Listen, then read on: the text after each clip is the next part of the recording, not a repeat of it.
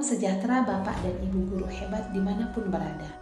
Perkenalkan, nama saya Betty Maharani Raja Gugu.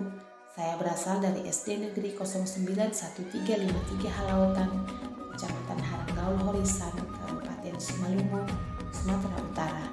Saya merupakan calon guru penggerak Angkatan 7, Kabupaten Simalungun, Sumatera Utara.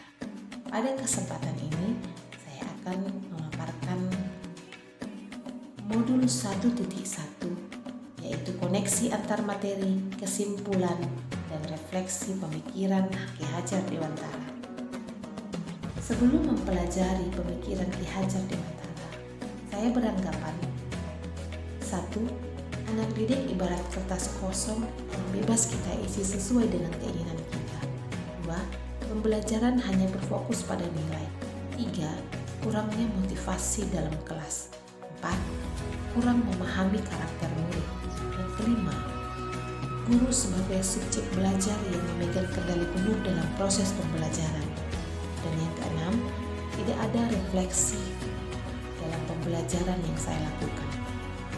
Sebelum mempelajari pemikiran Ki Hajar Dewantara, saya beranggapan anak didik bagai kertas kosong yang bisa kita gambar sesuai keinginan kita pendidik. Saya sering memaksakan kehendak kepada anak dalam proses belajar tanpa melihat keadaan, karakter murid, dan latar belakangnya. Saya memaksakan mereka menjadi seperti yang saya mau.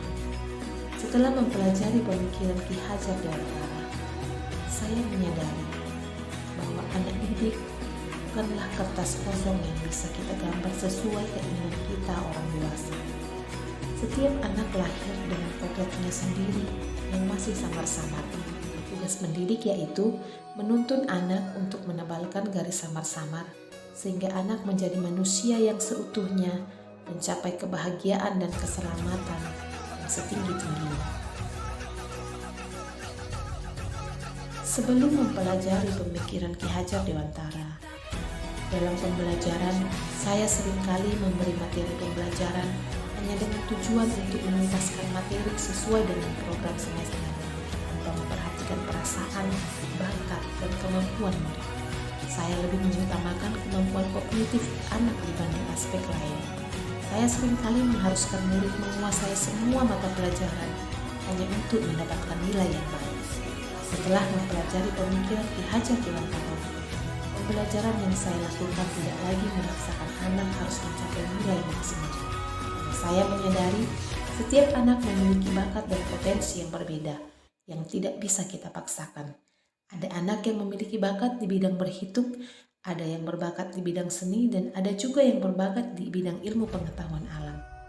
Pembelajaran bukan sebatas transfer ilmu untuk mendapatkan nilai, tetapi membentuk anak menjadi berkarakter dan berbudi pekerti.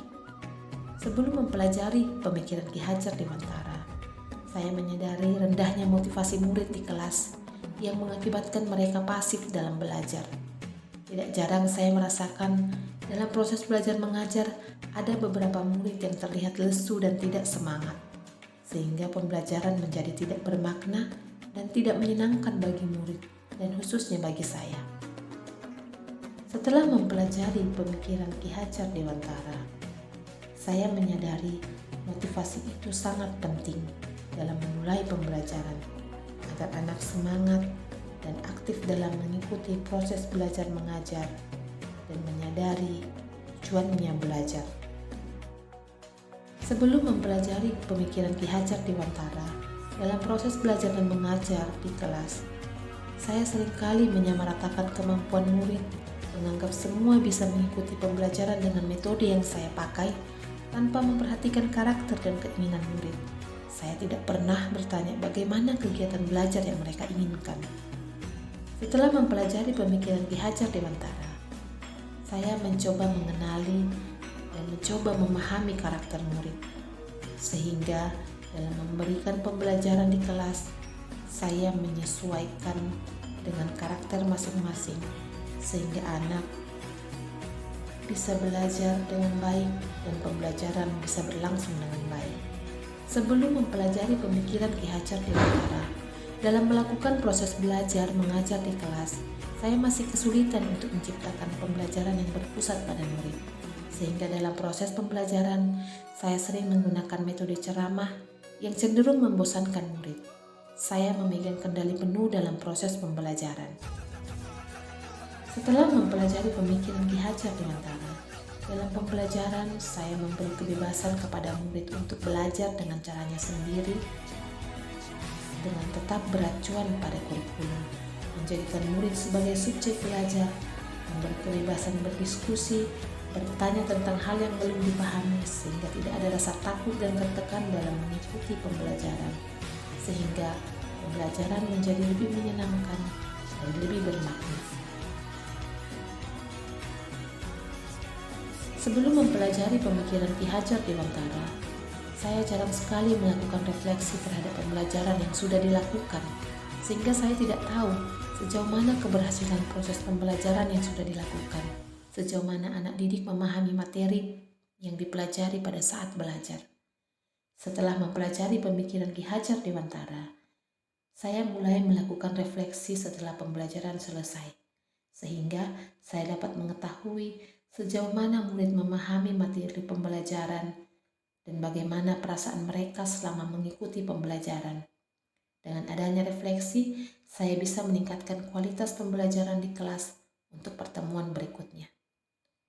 Kesimpulan dari pemikiran Ki Hajar Dewantara, pendidikan adalah tempat persemaian benih. Petani diibaratkan pendidik, sedangkan benih yang ditanam diibaratkan sebagai anak didik. Petani bertugas merawat tanamannya hingga tanaman itu tumbuh dengan baik dan siap untuk dipanen. Biarkan padi itu tumbuh dengan baik, tanpa menuntut atau memaksanya tumbuh menjadi jagung. Tugas kita sebagai pendidik adalah menuntun tumbuhnya anak sesuai kodratnya agar dapat memperbaiki lakunya, bukan dasarnya, agar anak bisa menjadi manusia yang merdeka lahir dan batin, tidak bergantung pada orang lain, akan tetapi bersandar pada kekuatannya sendiri.